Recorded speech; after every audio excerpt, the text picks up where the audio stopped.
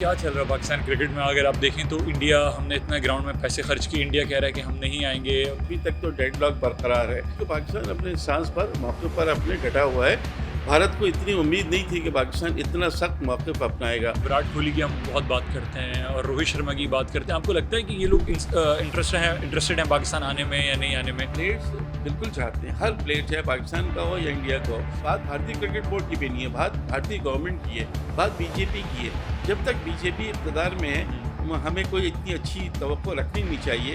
Sir, Naseem Shah कहाँ collab कर रहे हैं? हम देख रहे हैं ऑस्ट्रेलिया के साथ जो हमारी सीरीज सबसे ज़्यादा रन देने वाले हो, तो क्या गलतियाँ हो रही हैं नसीम शाह? नसीम शाह की फिटनेस का मेन इशू है। अच्छा। आई थिंक वो 100% फिट है ही नहीं। सर, कुछ प्लेयर ऐसे हैं जो कंप्लेन करते हैं बोर्ड से, बोर्ड हमें सपोर्ट नहीं करता। एहसानुल्लाह को देखें, उन्होंने पीएसएल में शानदार बॉलिंग की, प्लेयर ऑफ द टूर्नामेंट बने। अब वो मैं देख रहा हूँ इंटरव्यूज़ दे रहे हैं, अजीब अजीब बहकी बहकी बातें कर रहे हैं। एहसानुल्लाह अपनी तारीफ जो कर रहे हैं वो तक अपनी जगह, लेकिन इसमें कोई शक नहीं है अगर वो रहते और उनको खिलाया जाता ना तक तो पाकिस्तान के नंबर 1 बॉलर होते। सर, बाबर आजम की परफॉर्मेंस की हम बात करें, बिल्कुल डिक्लाइन की तरफ आ रही है। उन्होंने बाबर आजम का बैट पैच बहुत ज़्यादा तवील हो गया है, इतना तवील होना नहीं चाहिए था। स्टिल आई फील कि पाकिस्तान को उनको तीनों फॉर्मेट में भी ज़रूरत है बाबर आजम को इस तरह से आप हटा नहीं सकते। इमाम उल हक की मैं बात हमेशा करता हूँ, वो आपके ओडीआई का सबसे अच्छा बैट्समैन था, नंबर 2 उसकी रैंकिंग थी।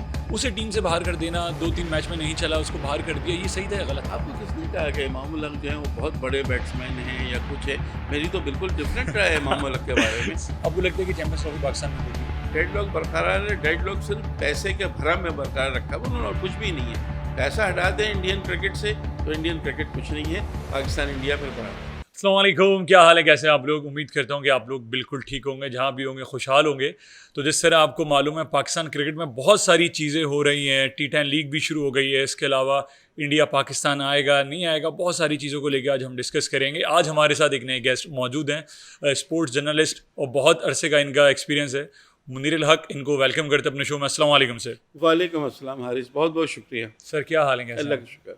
सर, ये क्या चल रहा है पाकिस्तान क्रिकेट में? अगर आप देखें तो इंडिया, हमने इतना ग्राउंड में पैसे खर्च किए, इंडिया कह रहा है कि हम नहीं आएंगे, डिफरेंट वेन्यू पे हम खेलेंगे, तो क्या होगा? आपको क्या लगता है इसमें? अभी तक कुछ नहीं पता हारिस। अब इस वक्त तक आपका पॉडकास्ट कब होगा मुझे नहीं पता, लेकिन आज अगर हम 21 नवंबर और शाम 7 बजे की बात करें तो अभी तक तो डेडलॉक बरकरार है। और ये डेडलॉक कैसे होगा ख़त्म, क्योंकि पाकिस्तान अपने सांस पर मौके पर अपने डटा हुआ है। भारत को इतनी उम्मीद नहीं थी कि पाकिस्तान इतना सख्त मौक़िफ़ अपनाएगा, लेकिन क्रेडिट देना होगा पीसीबी को कि वो डटे हुए हैं। बिकॉज कि देखिए 2016 में पाकिस्तानी टीम गई, 2023 में गई कि आईसीसी इवेंट है, लेकिन अगर आप आईसीसी इवेंट में भी नहीं आएंगे, एसीसी का इवेंट था, आपने हाइबर्ट कहा, पाकिस्तान ने मान लिया एशिया कप में, लेकिन आईसीसी के इवेंट में तो उस वक्त यही बात हुई थी कि आईसीसी का इवेंट होगा तो भारत को भी आना चाहिए, भारत आएगा। लेकिन अब भारत जब पूरे 100 दिन रह गए और पाकिस्तान में एक बड़ी तकरीब होनी थी जिसमें शेड्यूल अनाउंसमेंट थी, लाहौर में एक बड़ी तकरीब थी, ख़ास तौर से उसको सबोटाज करने के लिए, उसको करने के लिए उन्होंने उस वक्त ऐलान कर दिया कि भाई हमारी जो गवर्नमेंट है वो नहीं मान रही, और उसके बाद से ये मसाइल खड़े हैं। लेकिन पाकिस्तान क्रिकेट बोर्ड अपनी जगह सही है, उसने अपना एक इंस्टांस लिया है और वो बहुत ज़रूरी था उसके लिए, क्योंकि अब ज़ाहिर है इंडिपेंडेंट कंट्री है, हमारा अपना इस्तेकाक है, हम उसे ऐसे मजरूर नहीं होने देंगे। सर, चैंपियंस ट्रॉफी जो आपको लगता है कि वो डिले हो सकती है, क्योंकि देखें बहुत सारे इश्यूज आ रहे हैं, क्या होगा? देखिए हारिस, बात यह है कि ये ब्रॉडकास्टर्स के ऊपर सारी चीज़ें डिपेंड होती हैं और ये 1-2 दिन की चीज़ें नहीं होती, ये बहुत पहले से। इस वक्त ब्रॉडकास्टर्स का बहुत ज़्यादा प्रेशर आईसीसी पे, इसलिए कि चैंपियंस ट्रॉफी नहीं होना वो भी मुमकिन नहीं है, भारत पाकिस्तान के बगैर होना उस पर भी ब्रॉडकास्टर तैयार नहीं। वो सारा रेवेन्यू जो होता है वो मेजॉरिटी तो इसी मैच से होता है जो पाकिस्तान इंडिया का है।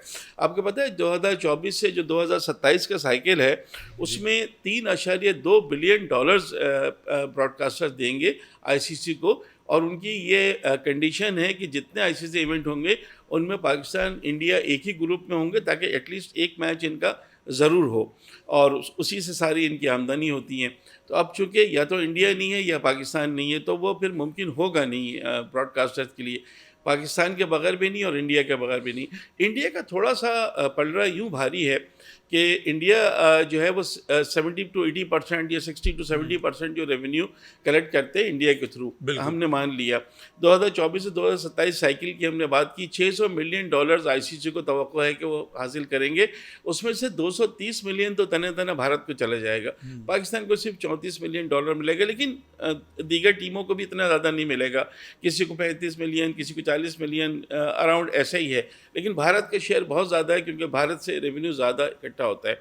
तो सिर्फ पैसा एक ऐसी चीज़ है कि जिसकी बुनियाद पर अगर भारतीय क्रिकेट बोर्ड जो है वो ये जिसे कहें कि वो एक हठधर्मी कर रहा है, तो सिर्फ पैसे की वजह से, बाकी और कुछ नहीं। कि किसी मुल्क ने आप देखें भारत के हक़ में कोई बयान नहीं दिया है, सब खामोश हैं। सब खामोश हैं। इसका मतलब है कि सब आना चाहते हैं, वरना कहीं ना कहीं से कोई ऐसी न्यूज़ आपको ज़रूर मिलती, क्योंकि सब आ गए हैं पाकिस्तान। दो मरतबा टीमें आ गई हैं पाकिस्तान, सब ने खेल लिया, सब यहाँ सिक्योरिटी से 100% नहीं 200% मुतमईन है। लेकिन भारत की हठधर्मी है। बेसिकली ये भारतीय क्रिकेट बोर्ड के पीछे जो है ना वो भारतीय गवर्नमेंट है जो बीजेपी की है। आपको पता है जय शाह जो सेक्रेटरी हैं अभी भारत क्रिकेट बोर्ड के, उनके वालिद अमित शाह वो जो इंटीरियर मिनिस्टर है, वो बीजेपी के बिल्कुल ख़ास आदमी है। बीजेपी की पॉलिटिक्स चलते ही एंटी पाकिस्तान स्लोगन पर है। वो किसी तौर से जब तक वो है वो नहीं चाहेंगे कि पाकिस्तान भेजें, क्योंकि उनके ख्याल में तो यहाँ भेजना जो है वो उनकी नाकामी है। और अब आईसीसी यूँ परेशान है कि अब से 9-10 दिन के बाद जब 1 दिसंबर को चेयरमैन हो जाएंगे आईसीसी के जय शाह, जो भी भारतीय बोर्ड के हैं, तो आईसीसी की कोशिश है किस तरह ये 1 दिसंबर से पहले ये मामला हल हो जाए। लेकिन मामला कैसे हल होगा, दोनों अपने मौके पर डटे हुए हैं। भारतीय क्रिकेट बोर्ड कहता है कि हम पाकिस्तान नहीं आएंगे, पाकिस्तान कहता है हम हाइब्रिड पे नहीं जाएंगे। सर इस तरह अभी आप देख सकते हैं ब्लाइंड क्रिकेट वर्ल्ड कप हो रहा था, इंडियन टीम नहीं आ सकी, तो इतनी दुश्मनी क्यों है इनके दिलों में? इसी वजह से कि अब उन्होंने ये कहा अगर ब्लाइंड क्रिकेट भेज देते टीम तो एक दफ़ा फिर बात बनती कि देखें आपकी ये टीम तो आ गई, ये भी इंसान है, इस तरह इनकी ज़िंदगी भी उतनी कीमती है जितनी आपके क्रिकेटर्स की है। तो और बाकी टेनिस की टीम भी आती हैं, दूसरी टीमें भी आती हैं, छोटे मोटे मुकाबले होते रहते हैं। लेकिन मेरा ख्याल है अब वो भी इसी प्रेशर में फिलहाल उनको भी रोक दिया जाए। सर आईसीसी बीसीसीआई को क्यों इतना सपोर्ट करता है? अगर आप देखें तिलक वर्मा की रैंकिंग 77 थी, अब 2 मैच के बाद वो नंबर 3 पे आ गया। बात तो ये नहीं ऐसा है, क्यों है सर? बात ये नहीं है, बात ये कि पैसा, मैंने आपसे कहा कि पैसा है। हाँ। आईसीसी बहुत सारी चीज़ों में अपनी आंखें बंद कर लेता है भारतीय क्रिकेट बोर्ड की वजह से, क्योंकि रेवेन्यू वहीं से मिल रहा है उनको आईसीसी को। लेकिन आईसीसी की अपनी एक क्रेडिबिलिटी होनी चाहिए। खुद आईसीसी इंटरनेशनल क्रिकेट काउंसिल वो कहाँ खड़ा है? अगर हम इंडिपेंडेंट एक बात करें कि इदारा है आईसीसी, जो पूरी दुनिया में क्रिकेट का एक मोतबर इदारा है, इंटरनेशनल क्रिकेट काउंसिल, वो इस वक्त क्या है? क्या वो भारत को प्रेशर में नहीं ला सकता? सबसे बात ये हो जाती है जी गवर्नमेंट मना कर देती तो आईसीसी कुछ नहीं कर सकती। लेकिन ये चीज़ तो आईसीसी को बहुत पहले सोचनी चाहिए थी ना, जिस वक्त पाकिस्तान को अलॉट किया गया था, ये चीज़ उस वक्त सोचनी चाहिए थी। जब पाकिस्तान पिछले साल 2023 में चला गया वहाँ खेलने के लिए, तो आपको भी फिर आना चाहिए। वो वर्ल्ड कप खेलने गया, आप एक और आईसीसी में चैंपियंस ट्रॉफी में आए। पाकिस्तानी टीम तो डिफेंड करेगी, पाकिस्तानी टीम की परफॉर्मेंस देख लें, अभी इंग्लैंड को हराया, फिर ऑस्ट्रेलिया में वनडे सीरीज़ जीती। तो पाकिस्तान के बगैर तो कोई टूर्नामेंट मुकम्मल नहीं है, और इंडिया पाकिस्तान का मैच ना हो तो रेवेन्यू का बड़ा लॉस होता है। तो चीज़ें इस वक्त हैंग हैं। सर जिस तरह हम अभी ऑस्ट्रेलिया से वाइट वॉश है T20 में, लोग कह रहे हैं कि ये वनडे की टीम थी, आपने T20 में खिला दिया। जिस तरह मैं आपसे बात करूं, साहिबजादा फरहान को बहुत मौके दिए, 8 मैचेस वो खेल चुके हैं। उसके साथ साथ उस्मान खान 18 मैचेस खेल चुके हैं, और बहुत सारे ऐसे प्लेयर्स हैं। हसीबुल्लाह ने चलें 3 मैचेस खेले हैं। उसके अलावा इरफान खान नियाजी आप कह रहे हैं अच्छे प्लेयर हैं, लेकिन उनके पास बड़ी हिट्स नहीं है। अगर आप देखें जो मैच वो जितवा सकते थे, दूसरा मैच जिसमें 149 समथिंग हमने टारगेट दिया था, वो हार गए। और सलमान अली आगा को अपने T20 का वाइस कैप्टन बना दिया। उनकी परफॉर्मेंस 0, 3 मैच खेले उन्होंने, तीनों मैच में अभी तक कुछ नहीं किया।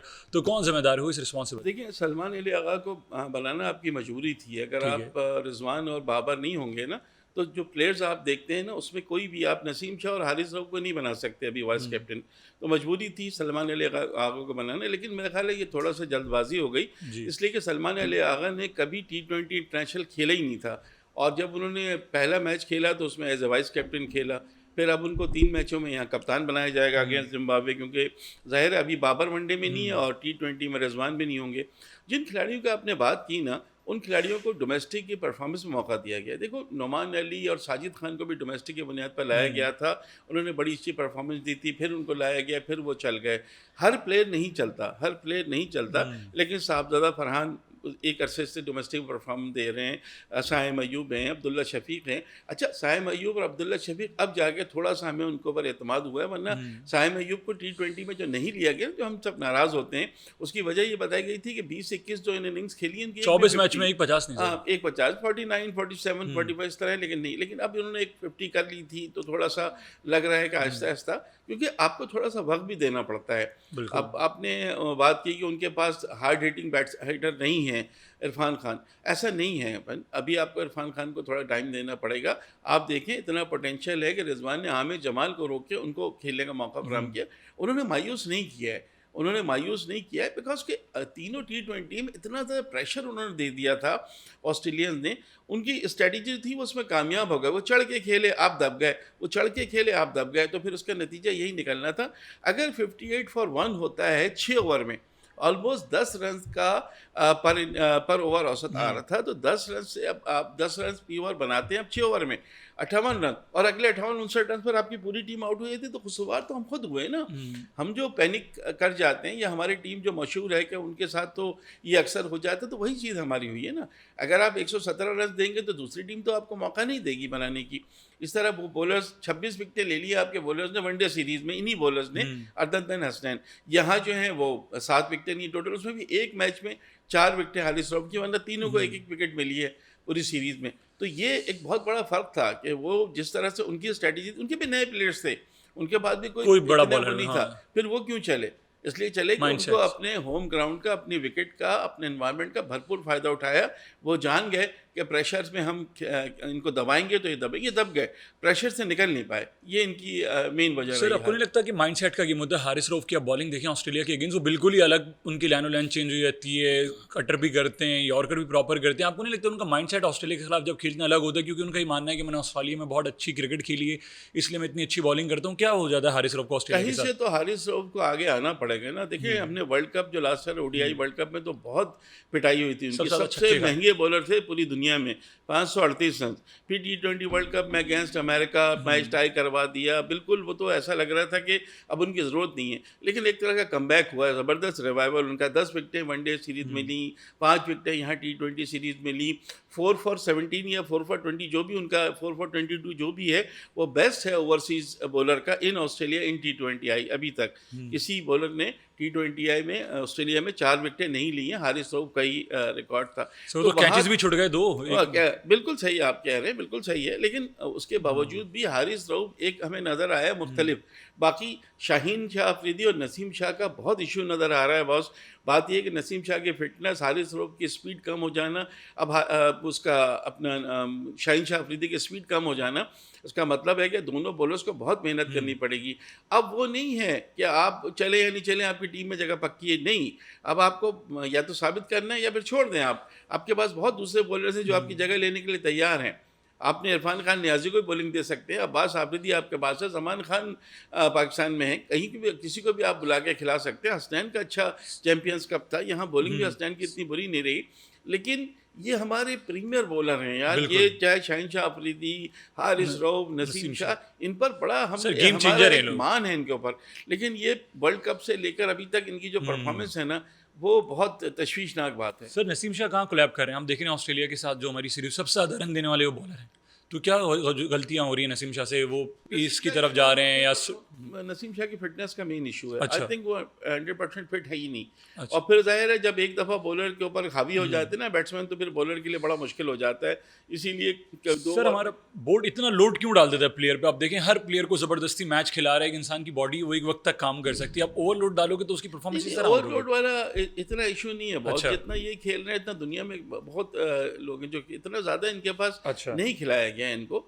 अब जैसे टेस्ट में नहीं चले, दोनों टेस्ट से बाहर कर दिया इनको, फिर वो स्पिन विकेट बनाई, वहाँ हमारे स्पिनर्स वहाँ कामयाब हो गए, नहीं खिलाया। तो ये बात नहीं है, या तो आपको पता है कि जी मैं फिट नहीं हूँ और आपको देख रहा है कोच के फिट नहीं है, तो आप इनको नहीं खिलाओ, या खिलाते हैं तो फिर इनको अपना 100% देना पड़ेगा। बहुत लैग कर रहे हैं, इन दोनों को बहुत ज़्यादा मेहनत की ज़रूरत है। अब इंटरनेशनल क्रिकेट मेहनत मांगती है। आपको T20 में सिर्फ 4 ओवर बॉलर को करने होते हैं, 2 ओवर पहले 2 ओवर बाद में। अगर 4 ओवर भी अगर वो अपनी पूरी 100% के साथ नहीं करेंगे तो फिर तो उनकी जगह नहीं बचेगी ना, आप कुछ भी कर लें। बिल्कुल। सर, आकिब जावेद को हेड कोच कैसा देख रहे हैं आप? वो कह रहे हैं शाहीन तो उनका फेवरेट हो जाएगा, लोग इस तरह की बातें कर रहे हैं। लाहौर कलंदर के बहुत सारे प्लेयर्स खेलेंगे, जिस तरह आप देखें जहानदाद खान आ गए, जमान खान आ गए, साहबजादा फरहान आ गए, अहमद दानियल आ गए, सारे वो कह रहे हैं लाहौर कलंदर की टीम बनाएंगे वो अभी। देखिए बात ये है कि आकिब जावेद ने जो गैम्बल लिया था ना कि उन्होंने स्पिनर्स को खिला दिया और इतना शानदार उनका वो माइंडसेट रहा था। कि वो बिल्कुल हिट हो गए। उसके बाद आपने 22 साल बाद ऑस्ट्रेलिया को वनडे सीरीज़ हरा दी, वो हिट हो गए। उसके बाद ज़रूर ठीक है कि T20 में हुआ है, लेकिन इस वक्त जो है आकिब जावेद ही आकिब जावेद नज़र आ रहे हैं, चाहे वो मोहसिन नकवी साहब हों या कोई भी हो बोर्ड में, आकिब जावेद थे। अब उनको डुअल रोल दिया गया है। अब डुअल रोल को वो कहते हैं कि जब उनसे पूछा सहाफ़ी ने कि आपको डुअल रोल दिया गया लाइक मिसबाहुल हक, कह रहे नहीं ये कोई ऐसा मेजर इशू नहीं है। हालांकि मेजर इशू है हारिस, मेजर इशू इसलिए है कि यही रोल हमने देखा था मिसबाहुल हक को, और मिसबाहुल हक का तो ट्रिपल रोल था। उनको क्या किया था कि उनको इस्लामाबाद यूनाइटेड की कोचिंग भी दे दी गई थी, चाहे आप PSL में इस्लामाबाद यूनाइटेड, तो एक वक्त में 3-3 तो डुअल रोल या ट्रिपल रोल जो है वो कभी बेहतर नहीं होता। टीम कामयाब होती रहेगी, सब चुप रहेंगे। जिस दिन टीम का हशर ख़राब होना शुरू होगा उस दिन ये सारी चीज़ें निकलेंगी। तो पहले तो हम ये समझ रहे थे कि शायद ये हेड कोच का ओहदा कबूल ही नहीं करेंगे, ये कोई टीम डायरेक्टर या बड़ी पोस्ट में आएंगे, ऊपर रहेंगे और नीचे इनकी चीज़ें चलती रहेंगी। लेकिन इंटरिम अभी इनको कहा गया है, तब इंटरिम कोच रहेंगे वाइट बॉल के टिल चैम्पियंस ट्रॉफी तक ये ज़्यादा मसाइल हैं। उसके बाद फिर काफ़ी गैप भी आएगा, टेस्ट मैचेस भी नहीं है, वेस्ट इंडीज़ की सीरीज़ भी हो चुकी होगी, साउथ अफ्रीका की टेस्ट सीरीज़ भी हो चुकी होगी। अभी फ़िलहाल चूँकि उनका जिसे कहते हैं ना कि इस वक्त गुड्डी छड़ी हुई है उनकी भाई। सर कुछ प्लेयर ऐसे हैं जो कंप्लेन करते हैं बोर्ड से बोर्ड हमें सपोर्ट नहीं करता। आप एहसानुल्लाह को देखें, उन्होंने PSL में शानदार बॉलिंग की, प्लेयर ऑफ द टूर्नामेंट बने। अब वो मैं देख रहा हूँ इंटरव्यूज़ दे रहे हैं, अजीब अजीब बहकी बहकी बातें कर रहे हैं। आप अपनी वीडियोस देख रहे हैं, कह रहे हैं आपके पास एक ही बॉलर आया था जिसने PSL में इतने आउट किए थे, उसको लोग पूछ नहीं रहे। वो इस तरह की बातें कर रहे हैं। एहसानुल्लाह को क्यों लवारिस छोड़ दिया PCB ने? को जो किया गया है ना, उसमें पाकिस्तान क्रिकेट बोर्ड का बड़ा अमल दखल है कि जो डॉक्टर थे उन्होंने गलत डायग्नोस कर लिया था, फिर उनको PCB ने फारिग किया। एहसानुल्लाह अपनी तारीफ जो कर रहे हैं वो तक अपनी जगह, लेकिन इसमें कोई शक नहीं है कि PSL में वो एक बड़े ज़बरदस्त किस्म के बॉलर नज़र आए थे जिनकी गेंद में हाइट थी। लाइक मैकरे की गेंद में जो हाइट होती थी ना, बहुत यंग एज में अपने पहले ही में उन्होंने एक इम्प्रेशन छोड़ा था, और उसके बाद वो 2 साल से है ही नहीं। तो हमें कहीं ना कहीं देखना पड़ेगा, अगर वो रहते और उनको खिलाया जाता ना इस वक्त, तो पाकिस्तान के नंबर 1 बॉलर होते। गली क्रिकेट खेलने वो मैं देख रहा हूँ गलियों में वीडियोस आ रही खेलते हुए उनका रिहैब ही नहीं हो रहा था। पहले तो उनका डायग्नोस नहीं हुआ, डायग्नोस होने के बाद उनको कह दिया गया कि जी अभी जो है आप सवात में जाएं और वहीं अपना रिहैब कराएं। उनके वालिद अपील कर रहे हैं कि जी मेरे बेटे को NCA में भेजें, लाहौर में, वहाँ रिहैब हो। ये चीज़ें पाकिस्तान क्रिकेट, यहाँ पर पाकिस्तान क्रिकेट बोर्ड मुझे थोड़ा सा नज़र आता है कि उसकी गलती थोड़ी सी नहीं बल्कि एक बड़े असेट को अगर इस तरह ज़ाया किया जाएगा तो उसका फिर इलाज नहीं है। टैलेंट पोटेंशियल बहुत है एहसानुल्लाह में, इसमें कोई शक नहीं। सर हसनैन ने अपनी ट्रीटमेंट खुद की थी लंदन जाके, इंग्लैंड जाके, तो इस तरह से PCB क्यों छोड़ देता अपने प्लेयर्स को? कुछ प्लेयर्स के साथ ज्यादतियाँ हुई हैं, बिल्कुल आपकी बात सही है। कुछ तो बहुत फ़ायदे में रहते हैं, कुछ के साथ ज्यादती होती है। शायद हसनैन की वजह ये थी कि हसनैन बिल्कुल आउट हो गए थे इंटरनेशनल लेवल पे, लोग भूल गए थे, एक तरह से हसनैन का नाम ही भूल गए थे। हसनैन ने खुद ही अपना खर्चा किया, खुद रिवाइवल किया। चैम्पियंस कप में जो अभी हुआ है उसमें उनका रिवाइवल हुआ, उसके बाद देखें इंटरनेशनल क्रिकेट वापस आ गए। लेकिन अभी भी हसनैन को अपनी जगह बनाने के लिए बहुत मेहनत करनी पड़ेगी, दिखाना पड़ेगा हसनैन को कि नहीं जी वो परमानेंट बॉलर हैं और कोई दूसरा उनको नहीं कर सकता। अभी स्टिल उनको मेहनत की ज़रूरत है। सर बाबर आजम की परफॉर्मेंस की हम बात करें, बिल्कुल डिक्लाइन की तरफ आ रही है। उन्होंने लास्ट 50 न्यूजीलैंड के अगेंस्ट बनाई थी, ODI में भी और T20 में भी। 2 साल से ज़ायद हो गए उनको, उन्होंने टेस्ट में 50 नहीं बनाई। तो बाबर आजम की परफॉर्मेंस का इतना क्यों डिक्लाइन आ गया? क्या वजूहत हैं? लोगों का प्रेशर है, जिस तरह आप देखें ऑस्ट्रेलिया में लोगों ने उनके लिए नारे लगाए। क्या हो गया बाबर आजम को? बाबर आजम का बैट पैच बहुत ज़्यादा तवील हो गया है, इतना तवील होना नहीं चाहिए था। अभी लास्ट मैच में 41 उन्होंने बनाए थे, तो उसके बाद उनको वो इनिंग्स को बिल्ड करके मैच जितवाना चाहिए था। मैंने एक जनरल एक बात मैं आपसे कह रहा हूँ, लेकिन बाबर आजम का प्रेशर है और बैट पैच है, दोनों चीज़ें। स्टिल आई फील कि पाकिस्तान को उनको तीनों फॉर्मेट में भी ज़रूरत है बाबर आजम की। बाबर आजम को इस तरह से आप हटा नहीं सकते। वनडे में नंबर 1 बैट्समैन अभी भी 60 या 55 का उनका एवरेज है, बहुत सारी सेंचुरीज हैं, बहुत सारा वो है।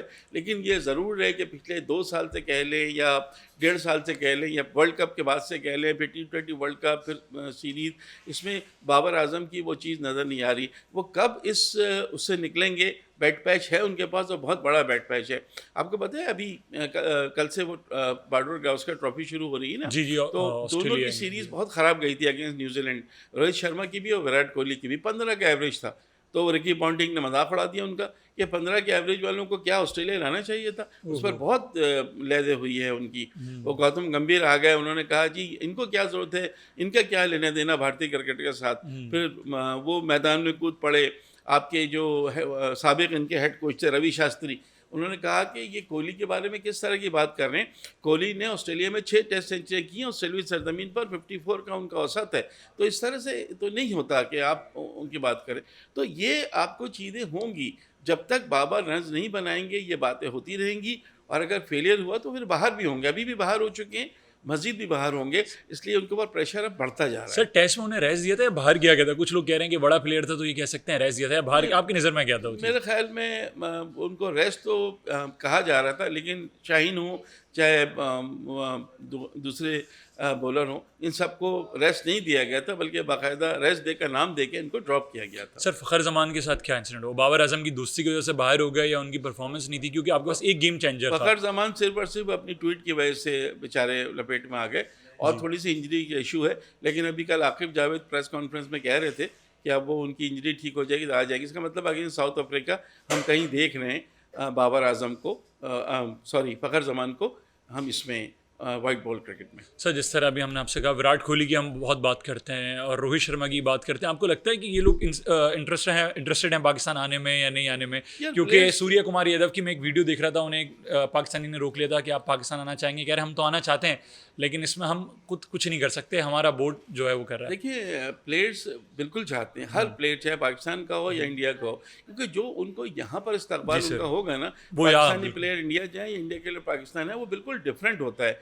Australia, England, New Zealand, south Africa ये प्लेयर्स जाएंगे तो वो बात नहीं होती जो इंडिया पाकिस्तान में है। तो प्लेयर्स तो आना चाहते हैं, उनको बहुत अच्छा इस्तकबाल होता है, देसी खाने खाते हैं, उनको उनके लिए बहुत अच्छा है, पिकनिक भी हो जाती है उनकी एक तरह से। लेकिन बात भारतीय क्रिकेट बोर्ड की भी नहीं है, बात भारतीय गवर्नमेंट की है, बात बीजेपी की है। जब तक बीजेपी इक़्तिदार में है हमें कोई इतनी अच्छी तवक्को रखनी नहीं चाहिए कि पाकिस्तान से वो आएंगे या खेलेंगे, मुझे बहुत मुश्किल लगता है। सर जिस तरह इमाम उल हक की मैं बात हमेशा करता हूँ, वो आपके ओडीआई का सबसे अच्छा बैट्समैन था, नंबर 2 उसकी रैंकिंग थी, उसे टीम से बाहर कर देना, 2-3 मैच में नहीं चला उसको बाहर कर दिया, ये सही था या गलत था? आपको किसने कहा कि इमाम उल हक जो है वो बहुत बड़े बैट्समैन हैं या कुछ है? मेरी तो बिल्कुल डिफरेंट रहा है इमाम उल हक के बारे में। मैं तो इमाम उल हक को जो है वो तो समटाइम लायबिलिटी समझता हूँ इंटरनेशनल क्रिकेट में। उसकी वजह आप देखें, टेस्ट में उनकी 3 सेंचुरियाँ हैं हारिस, और उसमें से 2 सेंचुरियाँ उनकी उस टेस्ट में जो बिल्कुल डेड विकेट थी अगेंस्ट ऑस्ट्रेलिया रावलपिंडी में। उन्होंने कौन सी इनिंग्स मैच जीतने के लिए आपको खिलाई है मुझे बताएं। आप पर्सनल गोल तो हासिल कर लेते हैं, आप सेंचुरी बना लेते हैं, आप 50 कर लेते हैं, लेकिन वो कभी काम आई है? इतना मौका अगर आप किसी और प्लेयर को देते तो देखिए इनकी बाबर आजम से दोस्ती बहुत अच्छी है, उस दोस्ती बचपन में खेलते थे सब दोनों। और अगर बाबर अभी भी कप्तान होते ना, तो मैं आपको फिर बता रहा हूँ, अभी भी बाबर कप्तान होते, इमाम उल हक भी टीम में होते, शादाब खान भी टीम में होते, हसन अली भी टीम में होते, फ़हीम अशरफ भी टीम में होते और शायद मोहम्मद नवाज़ भी कहीं ना कहीं से आ जाते। तो ये 5 प्लेयर वो हैं जिन्होंने बाबर की कप्तानी ख़त्म करने में उनका रोल है। बाबर को देखना पड़ेगा, बिल्कुल आप देख लेना शादाब की जो परफॉर्मेंस थी, कहाँ से हसन अली इंग्लैंड के दौरे में आ गए, आयरलैंड में उनको आपने मैच खिला दिया, कहाँ से आ गए? कहीं से नहीं। फ़हीम अशरफ को इतने मौके दिए, बेन स्टोक्स बना दिया, कुछ बना दिया, आपके सामने की बात है। बाकी कोई मुकाबला है बेन स्टोक्स और फ़हीम अशरफ का? देखिए अभी भी आपको पता है इस वक्त कायदम ट्रॉफी के जो 4 राउंड खत्म हुए उसमें टॉप स्कोरर हैं आपने इमाम उल हक। उसके बावजूद मैं नहीं समझता कि इनके इंटरनेशनल लेवल पर जगह बनती। मेरी अपनी ये वो है, 4-5 खिलाड़ियों को मैंने जिनके नाम लिए ना, उनको अभी फ़िलहाल आपने बहुत मौके दे दिए हैं, अब दूसरों को उनकी जगह मौका सर जिस तरह आपने कहा कि इमाम उल हक अपने लिए खेलता था, इसी तरह वसीम अकरम ने अपनी किताब में लिखा है कि शुएब अख्तर ऐसा प्लेयर था जिसको टीम की परवाह नहीं होती थी, वो भी सिर्फ अपनी परफॉर्मेंस को देखता था, मैं आउट कर लूँ, मैं विकेट्स ले लूँ, उसकी भी यही सोच होती थी। अगर प्लेयर परफॉर्मेंस दे देता है तो फिर तो बात खत्म हो गई ना। जी। अगर प्लेयर टीम को जीतने के लिए परफॉर्मेंस दे देता तो बात खत्म हो गई। उसको टीम की फिक्र थी, उसने मैच विनिंग। यार शुएब अख्तर को इमाम उल हक से मिलवा ही नहीं सकते। इमाम उल हक कैप्टन की एक सोच बता रहा हूँ, वसीम अकरम का कहना था। वसीम अकरम देखें वो एक थोड़ा सा वो भी था ना, दोनों बॉलर थे, दोनों आपस में कुछ ना कुछ चीज़ें होनी चाहिए। लेकिन शुएब अख्तर पाकिस्तानी है, पाकिस्तान के लिए खेलता था वो।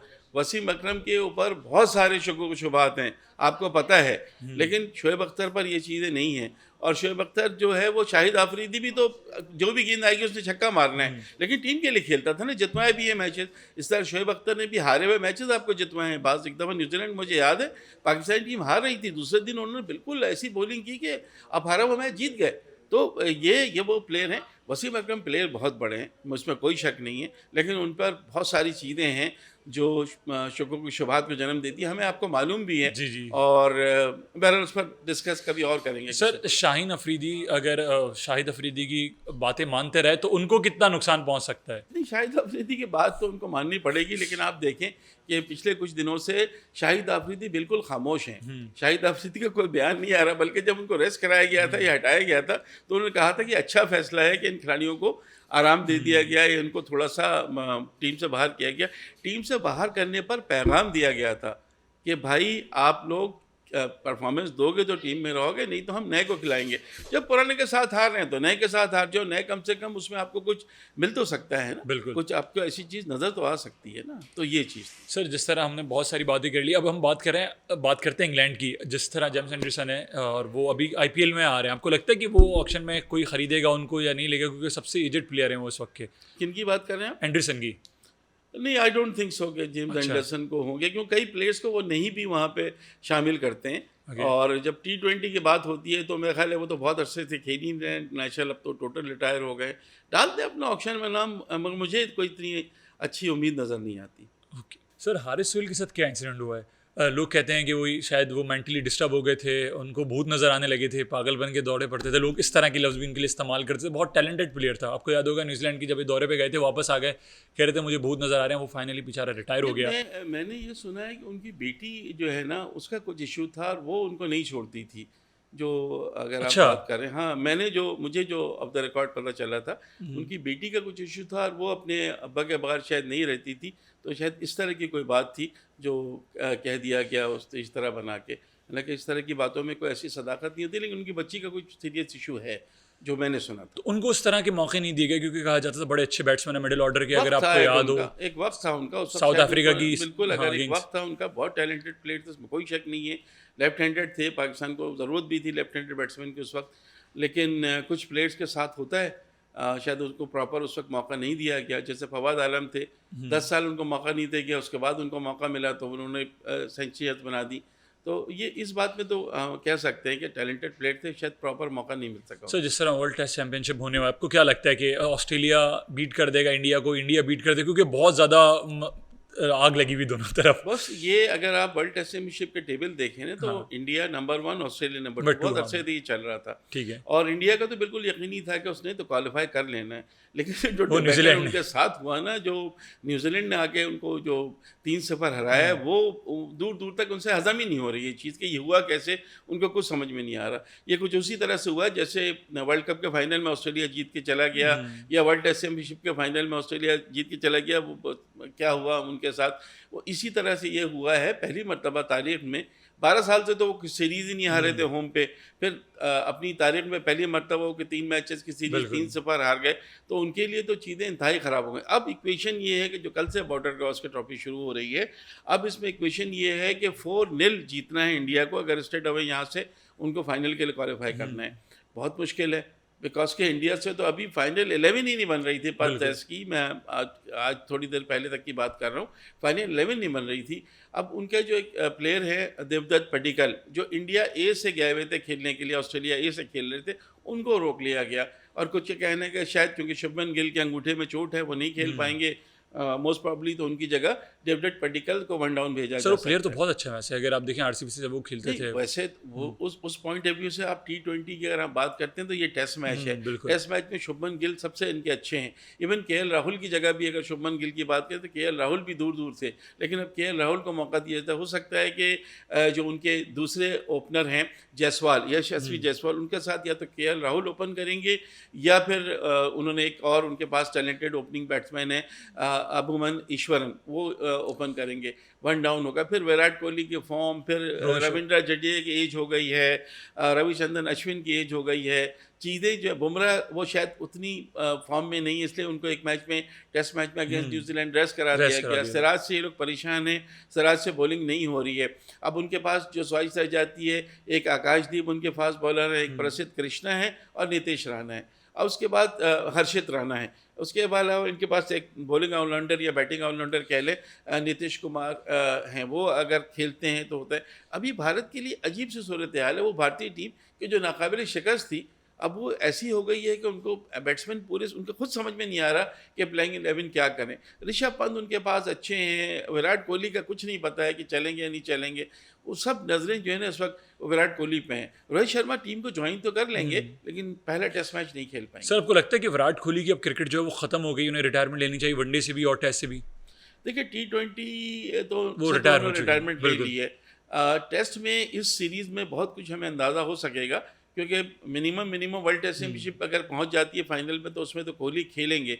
डिपेंड करता है कि क्या होगा, क्योंकि रोहित भी आपको पता है कि उनको भी बहुत ज़्यादा प्रेशर है, उनसे भी इतने रन्स नहीं बने, लंबी इनिंग्स वो भी नहीं खेल पा रहे हैं।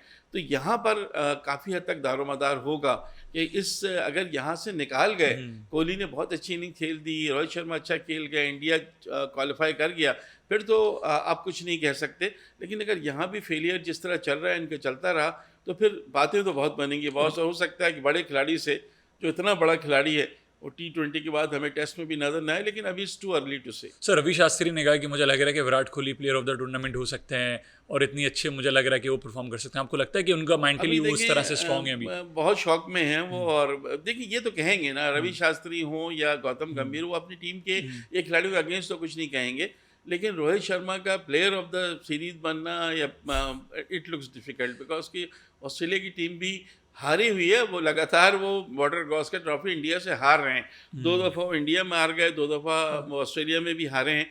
तो उसके बाद you never know, specially cricket में आप कुछ नहीं कर सकते, लेकिन ऑस्ट्रेलिया नहीं चाहता कि वो हो। और वो ऑस्ट्रेलिया के लिए भी तो सब पोजीशन इतनी अच्छी नहीं है, 7 में से उनको भी कहा जा रहा है कि 5 मैच जीतने हैं। तो ये चूँकि उनकी होम सीरीज़ है, होम सीरीज़ में अगर वो अच्छी परफॉर्मेंस देते हैं तो वो क्वालिफाई करेंगे, वरना हो सकता है कि फिर उनको भी न्यूजीलैंड, साउथ अफ्रीका और श्रीलंका के जो मैचेस हैं उनको देखना पड़ेगा कि उनका रिजल्ट क्या होता है, फिर ये क्वालिफाई कर पाएंगे। सर इंडिया के पास फास्ट बॉलिंग का जो आपको लगता है कि स्पेस है वो कम हो गया है, क्योंकि इनका इस तरह की कोई अट्रैक्टिव बॉलर नहीं है जिनका रिवर्स स्विंग अच्छा हो, इन स्विंग अच्छा हो, सिर्फ एक बुमराह बॉलर है। आपको लगता है कि इंडिया जहाँ कोलैब करेगा अपनी फास्ट बॉलिंग की वजह से करेगा? वहाँ तो फास्ट, देखिए स्पेशली अभी तो ये तो टेस्ट मैच है पहला ऑप्टस स्टेडियम में, ये तो बड़ी फास्ट बॉलर्स की बड़ी साजगार विकेट है। ग्राउंड भी लश ग्रीन है और विकेट पे भी कहा जा रहा था आज तक के घास मौजूद है, तो जाहिर है उनके पास तो मेन हथियार ही उनके फास्ट बॉलर है, आपको पता है। इसीलिए उन्होंने पाकिस्तान के खिलाफ रेस्ट भी करा दिया था आखिरी वनडे में। तो वो तो हमेशा से ऑस्ट्रेलिया में आप कभी जाएंगे तो एशियन खास तौर से टीमें आती हैं, उनको तो अपने फास्ट बॉलर से ही मरूब करके वो आउट करते हैं और पर्थ में पहला टेस्ट रखते हैं ताकि उनको आप ना अपने सामने जमने ना दें। लेकिन आपने कहा बुमराह तो नो डाउट उनका क्लास और ऑस्ट्रेलिया के बड़े बॉलर के क्लास बराबर है, उसमें कोई शक नहीं है। लेकिन जैसे मैंने बताया कि सिराज से परेशान है, यहाँ तक बातें हो नहीं हो सकता है सिराज को ना खिलाएं, प्रसिद्ध कृष्णा को खिला लें या आकाशदीप को खिला लें या नीतीश राणा को, हर्षित राणा को दे दें या नीतीश कुमार को दे दें, डेब्यू करा दें, उन दोनों को कुछ नहीं अभी पता है। तो ये बात तो सही है कि जो फास्ट बॉलिंग का एक है उसमें हमें फ़र्क तो नज़र आ रहा है इंडिया में। जैसे सिराज बॉलिंग कर रहे थे जिस तरह हमने देखा था, अब वो बात नहीं है।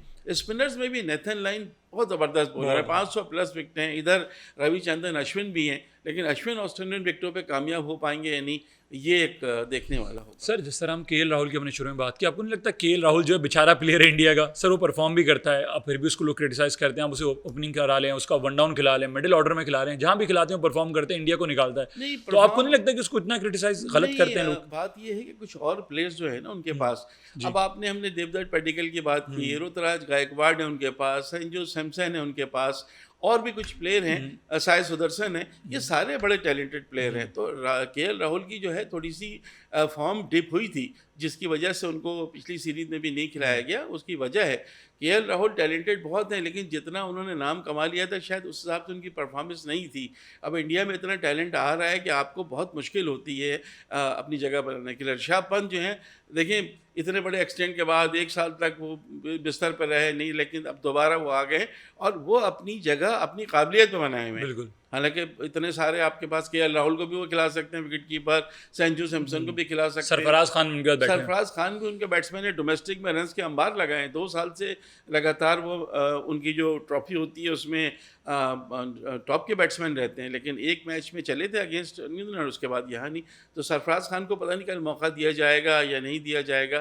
दिया जाएगा तो अच्छा है, और नहीं दिया जाएगा तो फिर जो खिलाड़ी खेलेंगे उनको परफॉर्मेंस। सर मेरा आपसे लास्ट सवाल ये है कि श्रीलंका के डाउनफॉल का रीज़न क्या था? श्रीलंका की जो क्रिकेट थी वो इतनी डिक्लाइन पे क्यों चली गई? अगर आप देखें एक टाइम पे उनकी टीम जो थी नंबर 1 रह चुकी थी, जयसूर्या उनके पास थे, जयवर्धने, संगाकारा, मुरलीधरन, चमिंदोस। अब क्या हुआ जो श्रीलंका इतना नीचे आ गया? बड़े बड़े अपने नाम लिए हैं, उतने बड़े बड़े प्लेयर बनने में टाइम तो लगेगा ना। बिल्कुल। तो कविंदो मेंडिस उनको बहुत अच्छे टेस्ट प्लेयर मिल गए हैं, और जो दीगर प्लेयर हैं, चाहे वो कुशाल मेंडिस हों, धनंजय डिसिल्वा हों, और भी इनकी जो प्लेयर हैं, टीम बन रही है। टीम अभी इतनी बुरी नहीं है, कुछ अर्से पहले तो बहुत ही उनकी पोजीशन ख़राब थी, लेकिन अभी वो कुछ मैचेस जीत भी लेते हैं, कुछ टफ फाइट भी दे देते हैं। तो आई डोंट थिंक कि कोई बहुत बड़ा हुआ। एक वक्त आया था, अब थोड़ी सी बेहतर। तो क्या रीज़न था, किस वजह से? बहुत बड़े प्लेयर जब एकदम से चले आते हैं तो गैप आ जाता है ना। अगर आप इतने बड़े बड़े प्लेयर जिनके आपने नाम लिए, उनका तो रिप्लेसमेंट फौरी नहीं मिलेगा ना, आपको टाइम लगता है। तो बिल्डिंग स्टेज पे है, और सीनियर प्लेयर उनके पास हैं, नए प्लेयर ज़रा से कम आ रहे हैं।